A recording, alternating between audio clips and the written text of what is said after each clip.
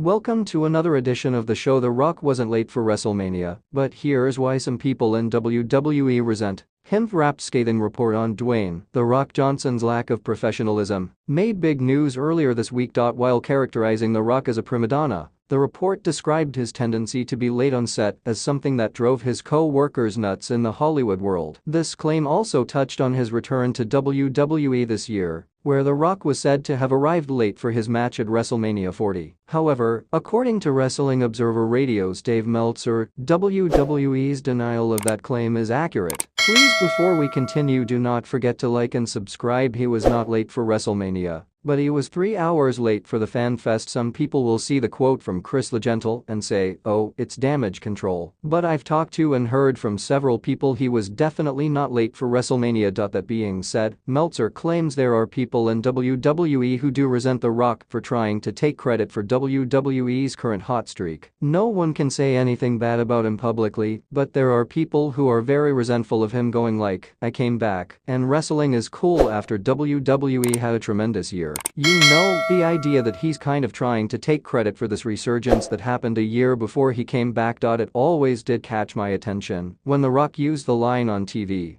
about wrestling being cool again, now that he's back, and I can definitely see why some folks in the company interpreted that line as a slight against them. If anything, it was the downfall of Vince McMahon and rise of Paul Triple H Levesque that was the catalyst for WWE's rise in popularity. In other words, WWE certainly didn't need The Rock to come back and turn things around for them. Per Meltzer, this led to some people in the company being happy about The Rock's highly anticipated return match on WrestleMania Saturday, not outdrawing the main event of WrestleMania Sunday. There were definitely people who were happy that Sunday outdrew Saturday. When it came to viewers, the idea that the match with The Rock and his return did not outdraw Roman Reigns and Cody Rhodes. But you can also make the argument that everyone knew The Rock was going to be involved in that match too. Given WWE's surge in momentum going back to the second half of 2022, WrestleMania 40 was going to be an incredibly successful show, even if The Rock had nothing to do with it. But Dwayne's harshest critics can at least acknowledge that his presence is a boon for business, while simultaneously rolling their eyes about his claim that he made wrestling cool again. Even people who are very negative on him readily admit that when he came in, it made the brand more popular. He drove TV ratings to a great degree. He helped drive this WrestleMania to be the biggest two-day WrestleMania there's been. So there you have it, K-Siders. The Rock wasn't late for WrestleMania. If his primadonna-ish tendencies rubbed some folks in WWE the wrong way, it doesn't seem to be that big of a deal when the end result is an even more profitable and popular